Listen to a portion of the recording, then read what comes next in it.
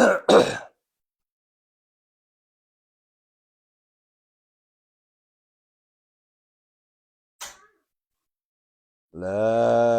ilaha illallah wahdahu la syarikalah lahul mulku wa lahul hamdu yuhyi wa yumiitu wa huwa ala kulli syai'in qadir. La ilaha illallah wahdahu la syarikalah. Mah, Teng, makan permen itu. Wahdahu la syarikalah lahul mulku wa lahul hamdu yuhyi wa yumiitu wa huwa ala kulli syai'in qadir. La ilaha illallah wahdahu la syarikalah lahul mulku wa lahul hamdu yuhyi wa yumiitu wa huwa ala kulli syai'in qadir. Bismillahirrahmanirrahim. A'udzubillahi minasyaitonirrajim. Bismillahirrahmanirrahim. Assalamualaikum warahmatullahi wabarakatuh. Subhanallah bihamdihi subhanallahil azim. Adada khalqihi wa ridha nafsi wa zinata arsih wa midada kalimati asyhadu an la ilaha illallah wa asyhadu anna muhammadar rasulullah. Allahumma salli wa sallim wa barik alaihi. Masya Allah, tabarakallah. Mohon maaf ayah bunda, ya si cantik udah bangun, lagi demam, batuk, tapi yang diambil duluan apa? Permen. Makanya saya tegur tadi. Allahu Akbar. Kondisi lagi batuk-batuk, oho-oho, tapi pas ngambil di kulkas, permen. Ya udah, kita niatkan aja jadi obat. Karena kalau dilarang nanti malah nangis. Nah, baik ayah bunda yang dirahmati Allah Subhanahu wa taala, bersyukur kita kepada Allah atas segala nikmat yang Allah berikan kepada kita semua. Di pagi yang mulia ini Allah memberikan kita kenikmatan, kesehatan, sehingga kita bisa berkumpul kembali dalam munajat kedua pintu langit. Ya, Masya Allah. Nikmat sehat, nikmat iman, ya, nikmat istiqomah, ya. Bangun tengah malam, kita bersimpuh, bersujud, ya. Kemudian kita bermunajat.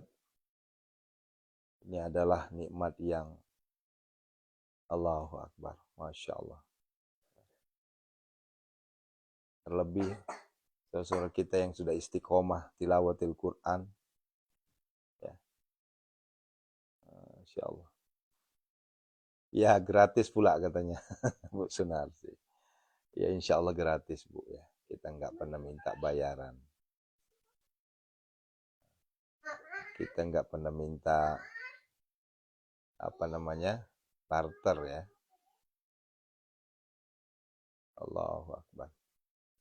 Nah, Bapak Ibu yang dirahmati Allah, malam lalu kita sudah membahas terkait persiapan ruhiyah kita.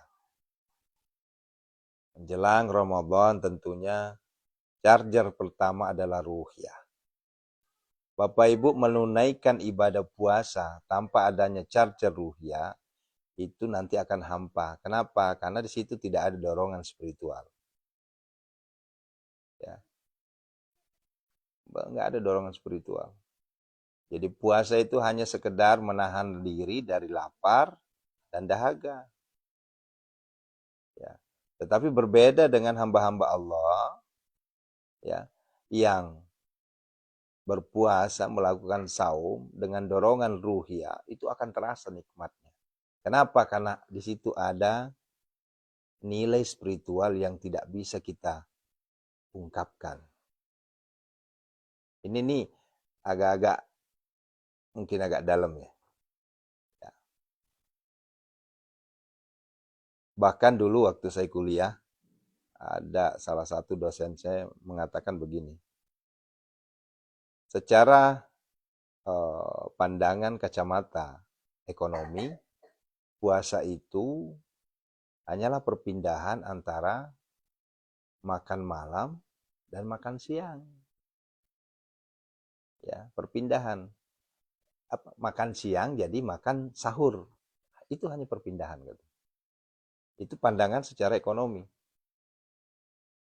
Dan bahkan di bulan puasa itu jauh lebih banyak ekonomi keluar ketimbang di bulan yang lain. Padahal logikanya makan kita itu diirit hanya makan malam sama sahur, iya kan? Nah, nggak mungkin makan tengah malam. Nah, kenapa demikian? Itulah kuasanya Allah. Saya kembalikan ke kacamata agama langsung. Bahwa menunaikan ibadah puasa, karena adanya giroh, adanya semangat, ya luar biasa.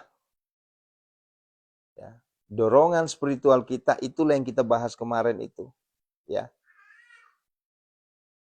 terkait dengan spiritualitas, terkait dengan ruhiyah kita. Untuk menyambut bulan suci Ramadan itu semangatnya luar biasa. Bahkan ada yang bilang begini, saya pengen buru-buru Ramadan. Kenapa? Karena kalau bulan Ramadan itu rezeki saya manjur. Ya. Dan sejarah membuktikan di saat bulan suci Ramadan tidak ada yang mengatakan enggak ada berkah. Semua orang mengatakan penuh keberkahan. Nah, itulah nilai ruhiyahnya. Ya. Ini bayangin Bunda ya. Kita di saat sebelum bulan suci Ramadan teriak-teriak, ya Allah nanti kalau bulan Ramadan apa yang bikin takjil, apa yang bikin ini buka puasa apa nih. Tapi karena bulan suci Ramadan itulah kuasanya Allah. Ya. Gorengan yang menggunung, ya, sekalipun hujan, ya, ini gorengan menggunung itu habis sampai sore itu. Ya. Kolak atau mungkin es-esan atau mungkin sop buah segala macam itu habis itu. Ya. Padahal nalar kita ini kita pakai nalar ya, ini nalar. Kok bisa habis ya? Nah begitu loh. Karena ada dorongan ya spiritual kita bahwa puasa itu luar biasa. Nah itu yang kita bahas kemarin ya terkait dengan ruhiyah. Semangat, dorongan spiritual yang harus kita betul-betul pegang sehingga kita berpuasanya betul terasa. Ya, karena kalau enggak nanti kasihan. Kita hanya puasanya sekedar menahan diri dari makan, dari minum. Ya. Nah, ini belum merembet dari sisi nilai yang lain. Ya. Seperti apa?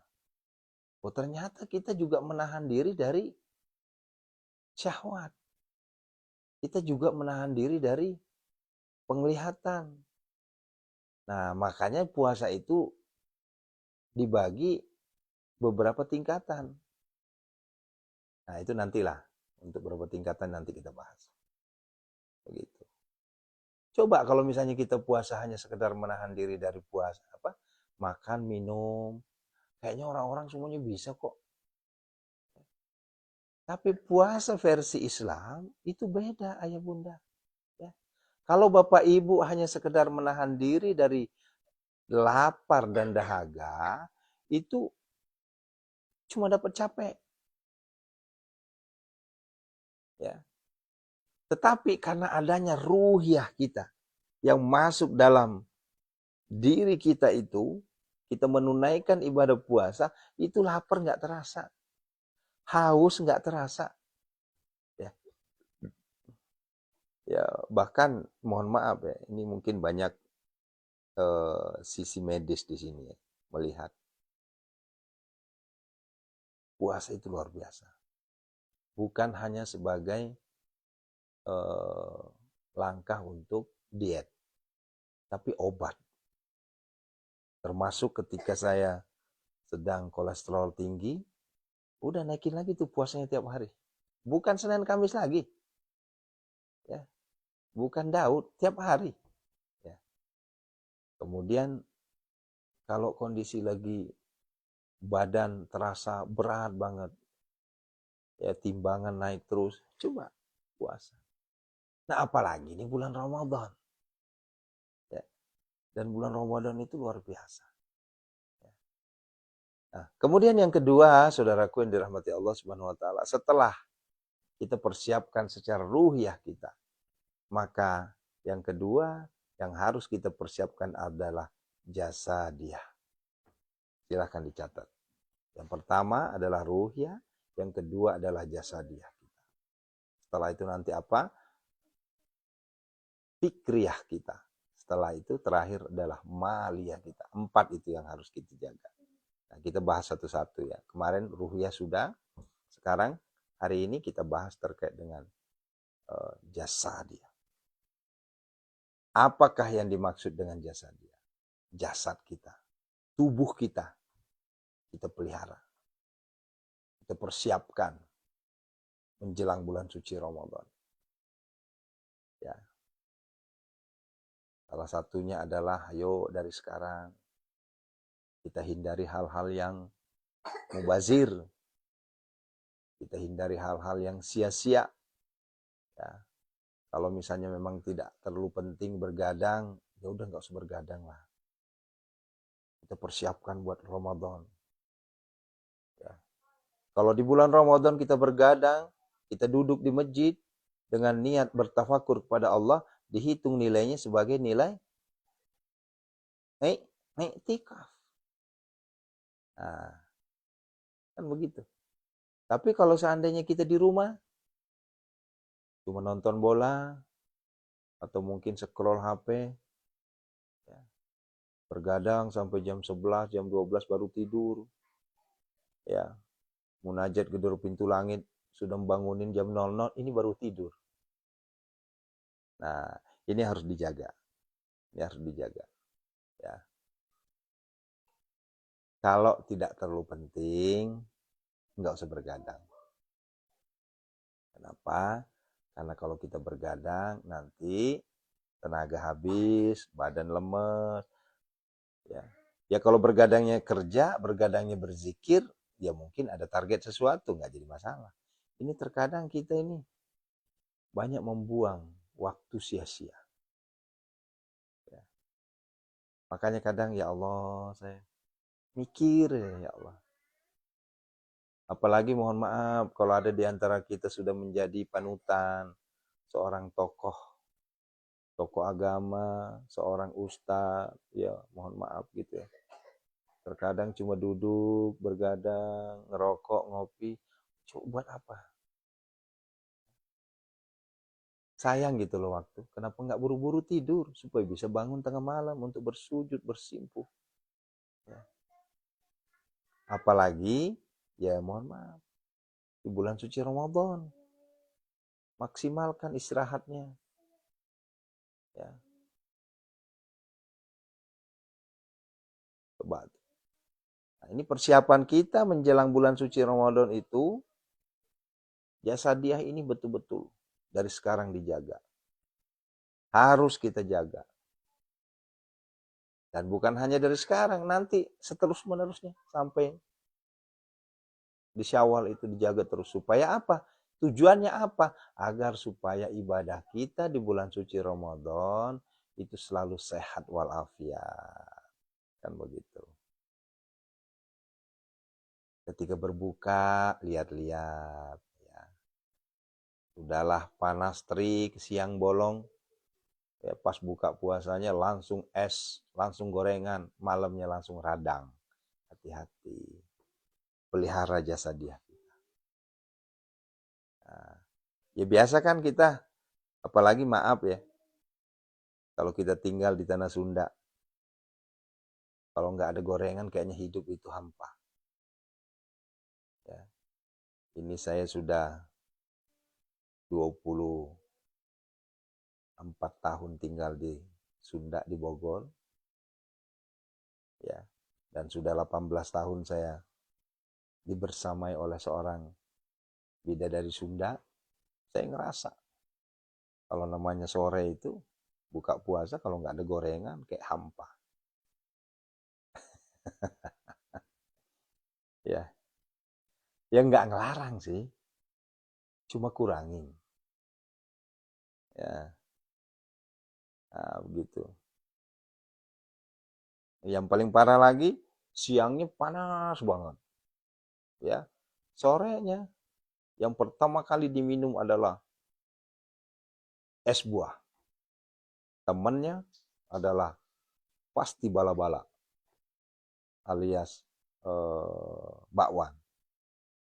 Udah gitu bala-balanya minyaknya tuh netes-netes lagi. Campur langsung dengan es. Kalau ada Pak Dokter, Ibu Dokter di sini udah deh. Ya, jagalah kesehatan kita. Pilihlah makanan-makanan yang kira-kira tidak, ya, ya kan Bu ya. Tiap hari tanpa gorengan. Ah, ah. Iya Bu Anjar, hati-hati Bu Anjar ya. Ini menjelang bulan puasa nih, saya memberikan himbauan kepada seluruh jamaahku semua, seluruh santriku semua. Lihat situasi kondisi. Ya, kalau siangnya panas terik, maka nanti berbukanya alangkah baiknya pakai air hangat. Air hangat dulu. Ya, kalau seandainya ada air zam-zam lebih bagus lagi. Kalau nggak ada air zam-zam, naik ke kurma. Kalau nggak ada kurma, boleh pakai air putih. Ya. Atau pakai buah. Benar Bu Bidan. Bu Bidan Wulan, betul. Pakai buah yang segar. Ya. Itu nikmat itu. Ya. Iya sih pakai buah Ustaz. Ya sop buah. Campur sama susu. Begitu es semua lagi. Allahu Akbar. Itu nanti ujung-ujungnya. Apalagi kalau kayak saya ini Bun, kalau seandainya saya minum es, itu hanya hitungan menit setelah minum, langsung radang. Itu langsung sakit tenggorokan tuh. Karena udah sensitif. Nah, begitu.